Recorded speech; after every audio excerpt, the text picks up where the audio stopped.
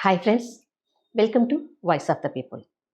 आदमी मरने के बाद कुछ नहीं बोलता, आदमी मरने के बाद कुछ नहीं सोचता, कुछ नहीं बोलने कुछ नहीं सोचने से ఆద్మీ మర్ జాతా హై అంటారు మర్నా అనే కవితలో కవి ఉదయ్ ప్రకాష్.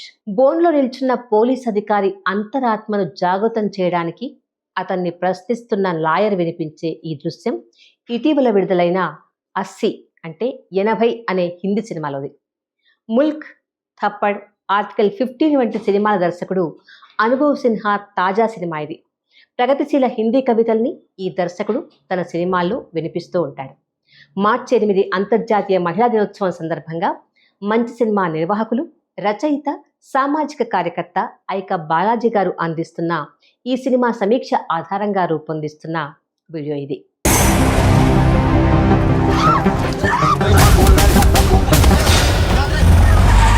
ఇక కథలోకి వెళ్తే, సామూహిక బలాత్కారానికి గురైన ఓ స్త్రీ రైల్వే ట్రాక్ పక్కన అర్ధనగ్నంగా చావు బతుకుల్లో ఉండే మొదటి దృశ్యం ప్రేక్షకుల్ని షాక్కి గురి చేస్తుంది. ఆ తర్వాత ఆ మహిళ నేపథ్యాన్ని చెప్పడానికి కథ కొన్ని గంటలు వెనక్కెళ్తుంది. కార్తీక్ అనే ఒక ఆయన తన బాస్తో ఫోన్లో మాట్లాడుతుంటాడు. ఆయన ఎదురుగా ఫ్లైఓవర్ మీద ఓ తెల్లని కారు సరున దూసుకుపోతుంది. బాస్ సార్, దూరం నుంచి చూస్తే నగరం చాలా నార్మల్గానే కనిపిస్తుంది, కానీ వాస్తవానికి అంతా నార్మల్గానే ఉందా? బాస్కి కార్తీక్ ప్రశ్న. అదే రోజు రాత్రి అదే రోడ్డు పైన అటువంటి తెల్లని కారే వెళ్తోంది. బయట నుంచి చూడ్డానికి నార్మల్గానే కనిపిస్తోంది, కానీ అందులో ఆ సమయంలో ఓ అమానుషమైన అపరాధం జరుగుతోంది. మెట్రో స్టేషన్ దగ్గర నుండి బలవంతంగా ఎత్తుకొచ్చిన స్త్రీని 5 మగవాళ్ళు నడుస్తున్న ఆ కారులోనే వంతుల వారీగా అత్యాచారం చేస్తున్నారు. ప్రతిఘటిస్తున్న మహిళను స్పృహ కోల్పోయేలా కొట్టారు. వీరంతా గౌరవం ఉన్న కుటుంబాల నుంచి వచ్చిన నార్మల్ పురుషులే, కానీ ఇప్పుడు వారు చేస్తుంది మాత్రం అబ్నార్మల్ నేరం. పీడితురాలు ఢిల్లీలోని ఓ స్కూల్లో టీచర్గా పనిచేస్తున్న మలయాళ మహిళ కాబట్టి ఇది కేరళ స్టోరీ కాదు. కేరళ స్త్రీపై ఢిల్లీలో జరిగిన అత్యాచారానికి సంబంధించిన స్టోరీ. భారతదేశంలో రోజుకు 80 మంది స్త్రీలు అత్యాచారానికి గురవుతున్నారు. నిజానికి నేషనల్ క్రైమ్ బ్యూరో 2021 రికార్డుల లెక్కల ప్రకారం రోజుకు 86 మంది మీద ఇలా జరుగుతోంది. ఇవన్నీ రిపోర్ట్ అవుతున్న సంఘటనలు మాత్రమే. భయపెట్టడం వల్లనో, పరువు పోతుందన్న భయం వల్లనో, ఉపేక్ష వల్లనో రికార్డు కాని కేసులు ఇంకా ఎన్నో ఉన్నాయి. రోజుకు 80 అన్న ఈ సంఖ్య ఈ సినిమా శీర్షిక. రోజుకు 80 అయితే ఏడాదికి 30,000 అంటే ఒక స్టేడియం నిండిపోయేంత మంది. అటువంటప్పుడు నేనొక్కదాన్ని కోర్టులో గెలిస్తే ఎంత, గెలవకపోతే ఎంత? బాధిత మహిళ పరీమ తన వకీల్ రావితో అంటుంది. ఈ దేశంలో సగటున ప్రతి 20 నిమిషాలకి ఒక మహిళ బలాత్కారానికి గురవుతోంది. 133 నిమిషాల ఈ సినిమాలో ప్రతి 20 నిమిషాలకు ఓసారి తెర మీదంతా రక్తవర్ణంలోకి మారిపోతూ మనం సినిమా చూస్తున్న ఆ 20 నిమిషాల కాలంలో దేశంలో ఏదో ఓ చోట మరో రేప్ జరిగిందన్న వాస్తవాన్ని గుర్తు చేస్తూ ఉంటుంది. నిందితులకు శిక్ష పడ్డం ఎంత అవసరమో, బాధితురాలికి సామాజిక మద్దతు లభించడం కూడా అంతకంటే ఎక్కువ అవసరం. ఈ సినిమాలో బాధితురాలికి ప్రతి అడుగులోనూ వెన్నంటి ఉండే భర్త ఉంటాడు. బాధల్లో ఉన్న అమ్మకు నేనున్నాను, ప్రేమిస్తున్నాను అని చెప్పే బిడ్డ ఉంటాడు. కోర్టుకు పోతే కుటుంబం పరువు పోతుందని బాధితురాలి అత్తామామల అభిప్రాయం. కానీ భర్త వినయ్ మాత్రం వాళ్లను ఎదిరించి తన భార్య న్యాయ పోరాటం వైపే నిలుస్తాడు. కానీ మిగతా సమాజమంతా అలానే ఉందా? ఇంటి ఆడదానికి ఒక చెంపదెబ్బ వేయడంలో పెద్ద తప్పు లేదు అన్న మనస్తత్వాన్ని ఈ సినిమా దర్శకుడు అనుభవ్ సిన్హా గతంలో థప్పడ్ సినిమాలో చర్చించాడు. ఈ సినిమాలో రేప్ చుట్టూ పలు కోణాలను విశ్లేషించడానికి పూనుకుంటాడు. నిందితులు వ్యవస్థలోని లొసుగులను ఉపయోగించుకొని పోలీసులకు, ఇతర అధికారులకు ముడుపులు చెల్లించి తప్పించుకోవడానికి ప్రయత్నిస్తుంటారు. బాధితురాలి వకీలు వారికి శిక్ష పడేలా సాక్ష్యాలు సేకరిస్తూ ఉంటుంది.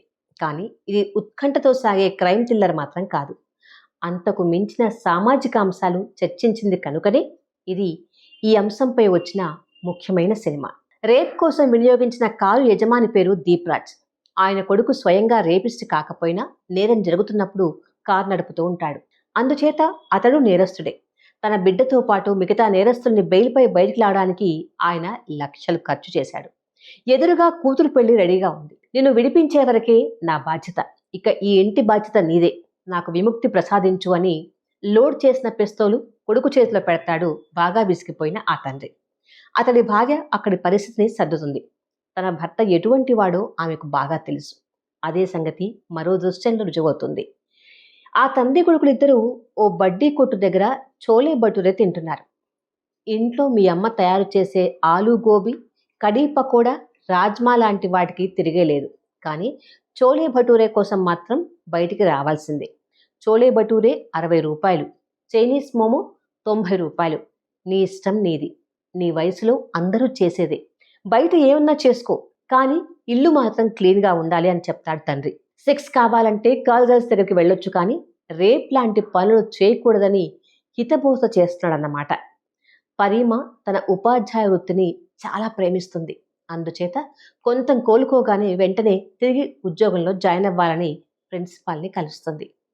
నువ్వు సిద్ధమైనా నిన్ను ఉద్యోగంలోకి తీసుకోవడానికి ఈ స్కూల్ సిద్ధంగా లేదు అంటుంది ప్రిన్సిపల్. ఆమె క్లాస్ 9 అబ్బాయిల వాట్సాప్ గ్రూప్ స్క్రీన్ షాట్లు కూడా చూపిస్తుంది టీచర్కి. బాధితురాలైన తమ టీచర్ పట్ల సానుభూతితో ఉండాల్సిందే పోయి ఆమెపై జోకులు వేసుకుంటున్నారు మగపిల్లలు. మీమ్స్, కార్టూన్లు షేర్ చేసుకుంటున్నారు. एक ने क्लास के व्हाट्सएप ग्रुप में लिखा है कि उस दिन उसको इनवाइट क्यों नहीं किया किसी ने. మెడికల్, ఐఐటి ఎన్ని సాధించినా ఏం లాభం? మన స్కూల్కు బెస్ట్ రిజల్ట్స్ వస్తున్నాయి, కానీ స్కూల్ మొత్తంగా ఫెయిల్ అయింది అంటూ ఆ ప్రిన్సిపల్ నిట్టూరుస్తుంది. విలువలు నేర్పించని విద్యా వ్యవస్థ విద్యార్థులను హృదయం లేని వాళ్ళుగా, మార్కులు సాధించే యంత్రాలుగా మారుస్తోంది. నేను కన్నబిడ్డల్లా భావించే విద్యార్థులు వాళ్ళు. పార్టీ చేసుకోవడానికి ఆ కారులోకి నన్నెందుకు ఆహ్వానించలేదు అని 9వ క్లాస్ విద్యార్థి రాస్తున్నాడు అని జడ్జి వసుధతో బాధితురాలు చెప్తుంది. ఇన్ని అంశాల్ని పరిగణలోకి తీసుకోకుండా కేవలం నేరము, శిక్ష అన్న కోణంలో చూస్తే సమాజంలో జరిగే ఏ నేరాన్ని అరికట్టలేదు. నేరస్తులకు శిక్ష పడేలా చేయటం ఒక కఠినమైన ప్రక్రియ. చాలా కాలం పడుతుంది. అందుకని తక్షణ న్యాయాన్ని కోరుకుంటారు చాలామంది. హైదరాబాద్లో అత్యాచార నేరస్తుల్ని ఫేక్ ఎన్కౌంటర్లో చంపేసినప్పుడు జనాలు జయజయధ్వానాలు చేశారు. పోలీసులకు పూలమాలలు కూడా వేశారు.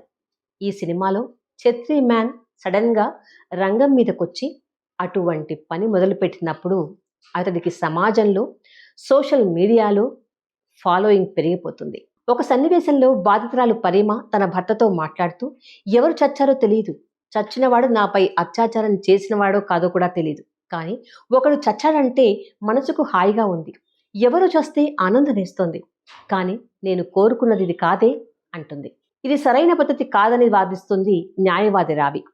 పిల్లల కళ్ళ ముందే అన్నీ జరుగుతున్నాయి. పిల్లల మీద కూడా అత్యాచారాలు జరుగుతున్నాయి. కనుక వాళ్ళని కోర్టులోకి అనుమతించండి అని రావి జడ్జిని కోరుతుంది. ఇలా చాలా అంశాలు తడిమింది ఈ సినిమా.